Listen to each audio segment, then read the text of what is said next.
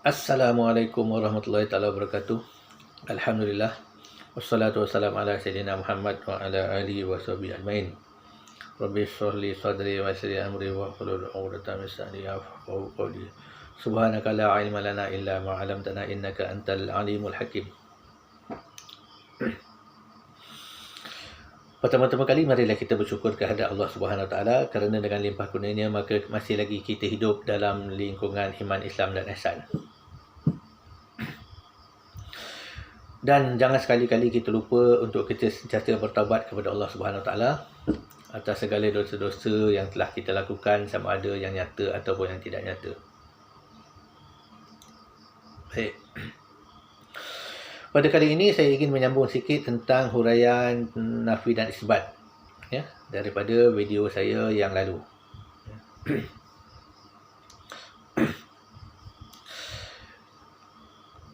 Nafi dan isbat ni kita boleh jumpa dalam kalimah la ilaha illallah.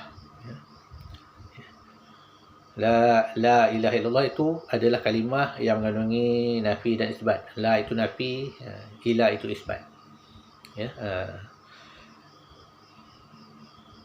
apa yang dinafikan dan apa yang diisbatkan, itu adalah fokus persoalan yang kita perlu selesaikan, ya, supaya syahadah kita kepada Allah Ta'ala sah, ya, iman kita sah, ya, itikad kita sah, dan seterusnya makrifah kita kepada Allah Ta'ala jadi sah. Itu secara umumnya, ya, secara bahasa umumnya. Baik. Dalam video yang lalu saya telah mengatakan bahawa makna Tuhan itu adalah kaya daripada yang lain dan yang lain itu berkendak kepadanya. Ya. Kerana ilaha ini adalah ganti nama bagi satu entiti, ya, yang dipertuhankan.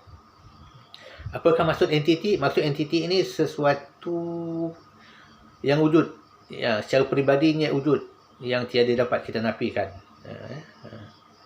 Satu peribadi. Itu secara umum dulu, secara kasar.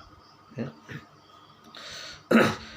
Jadi makna ilah ini kita kena faham betul-betul, supaya ia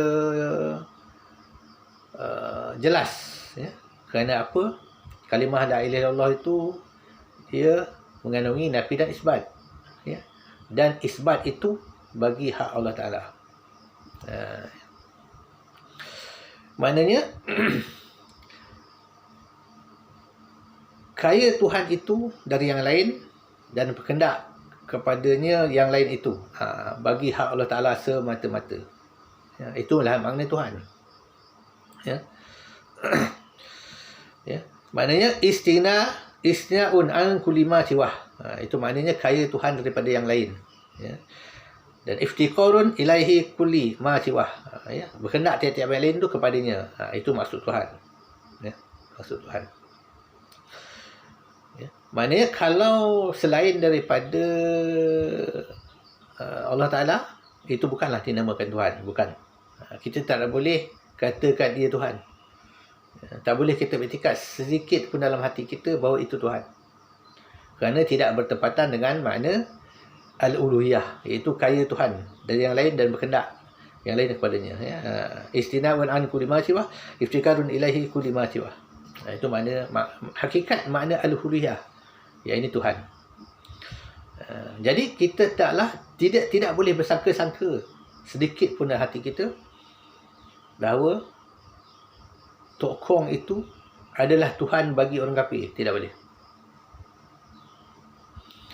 Ataupun kita kata orang itu mempertuhankan hawa nafsunya.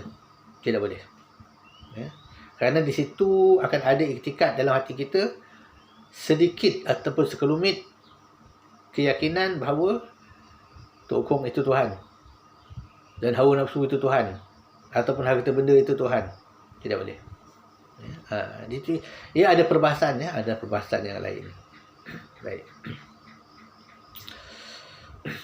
Kenapa? Kerana tokong ataupun hawa nafsu ataupun harta benda tidak menepati maksud Tuhan, tidak menepati hakikat al-uluhiyah, iaitu kaya daripada yang lain dan berkehendak yang lain itu kepadanya.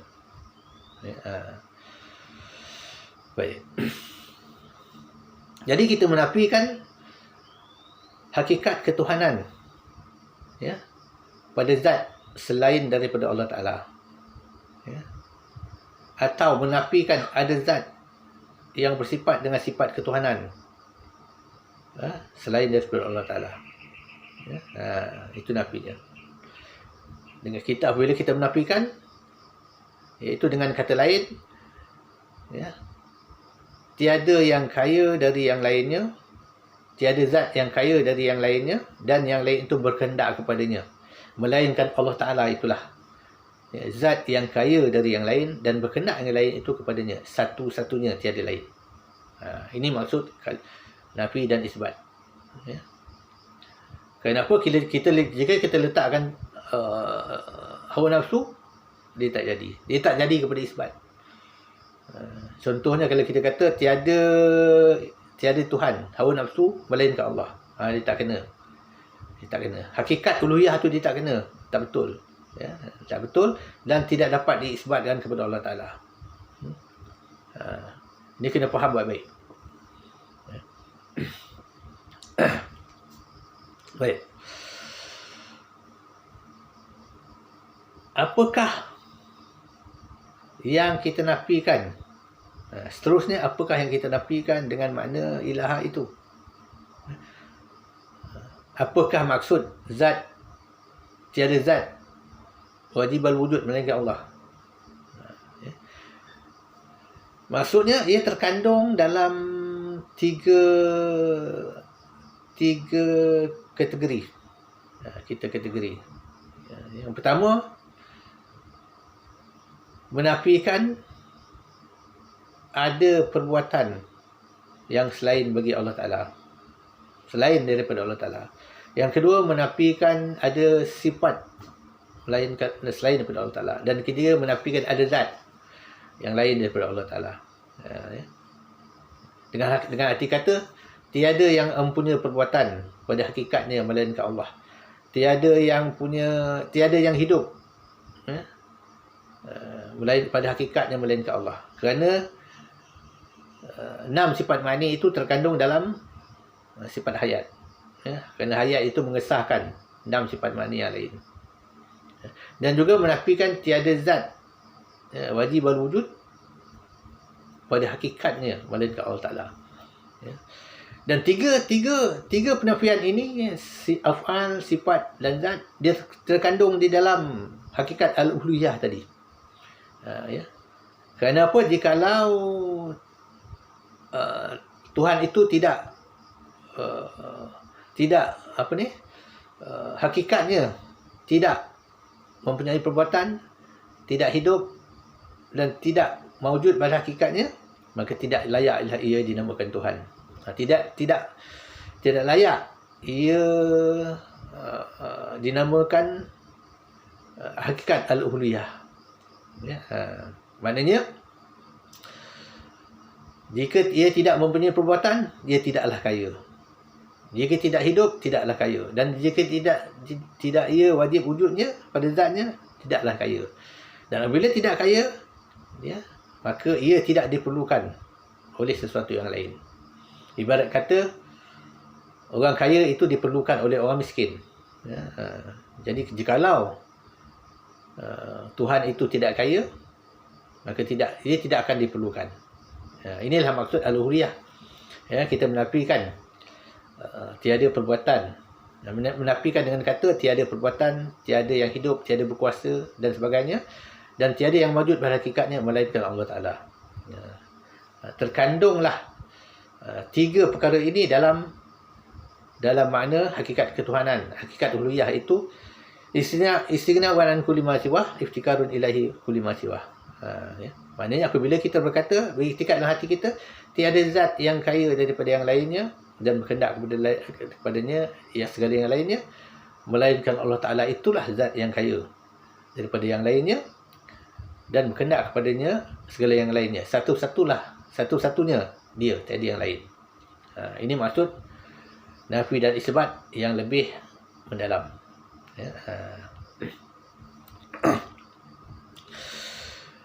Jadi apabila kita bersyahadah, kita mengesahkan kesaksian kita akan Allah Ta'ala, ya, mengesahkan iktikad kita bahawa tiada zat wajib al-wujud, tiada zat yang punya perbuatan, tiada zat yang hidup, yang berkuasa dan sebagainya, dan tiada zat yang wajib al-wujud melainkan Allah Ta'ala. Itulah zat yang kaya dari yang lain, dan yang lain itu berkendak kepadanya. Ini kaya daripada segala ciptaannya, dan segala ciptaan itu berkendak kepadanya. Itulah Tuhan satu-satunya. Inilah maksud hakikat nafi dan isbat yang lebih mendalam. Jadi terbatallah orang yang mengatakan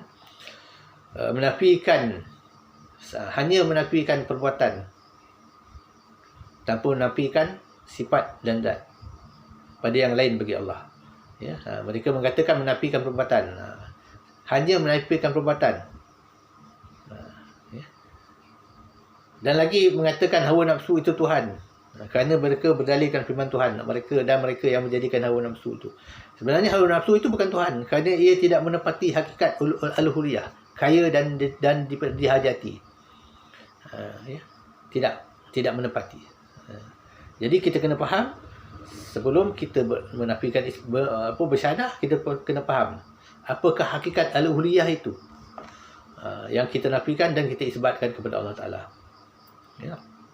Jadi kita menafikan dengan kata tiada yang kaya, tiada zat yang kaya dari yang lainnya, ya, dan berkendak kepadanya setiap yang lainnya melainkan Allah semata-mata. Allah Ta'ala itulah zat yang kaya dari yang lainnya dan berkendak kepadanya yang lainnya. Ya. Satu-satunya, tiada yang lain. Dialah Tuhan, dialah al-uluhiyah. Inilah maksud nafi dan isbat, pada hakikat nafi dan isbat, ya, pada ilmu usuluddin, ya, yang ijma' ulama usuluddin mengatakan inilah maksud nafi dan isbat, ya. Ini kita kena faham baik-baik, kerana banyak yang salah faham, mengatakan apabila kita bersyahadah, kita menafikan dengan sekeras-kerasnya hawa nafsu kita. Ya, hawa nafsu kita itu telah sepatutnya dinafikan sebelum bersyahadah lagi, dibersihkan dulu daripada hati kita, bersihkan dulu. Ya. Bukan kita nak nafikan masa kita bersyahadah, tidak. Kita nak nafikan masa kita bersyahadah, kita menafikan dengan kata tiada yang kaya dari yang lainnya, tiada zat yang kaya dari yang lainnya, dan berkendak kepadanya setiap yang lainnya. Melainkan Allah Ta'ala itulah zat yang kaya daripada yang lainnya dan berkendak kepadanya setiap yang lainnya. Satu-satunya, tiada lain. Dialah. Ya. Jadi, nafi isbat kita ibarat kata clear. Bersih. Tidak ada lagi pertikaian. Ya. Kenapa? Sifat al-uluhiyah itu terkandung di dalamnya 20 sifat. Dan segala sifat kesempurnaan. Ya. Hanya bagi Allah Ta'ala. Tidak ada bagi yang lain. Ya. Tidak ada bagi tokong, tidak ada bagi manusia, tidak ada bagi malaikat dan sebagainya. Melainkan bagi hak Allah Ta'ala saja. Yang mana al-uluhiyah itu. Iaitu kaya dari yang lainnya dan berkendak kepadanya setiap yang lainnya. Ya. Ini kita kena faham baik-baik, ya.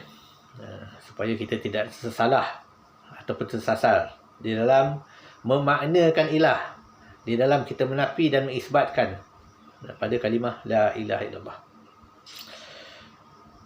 Dan pada video yang datang saya akan menjelaskan pula macam mana hakikat penafian itu pada makam tauhid, ya,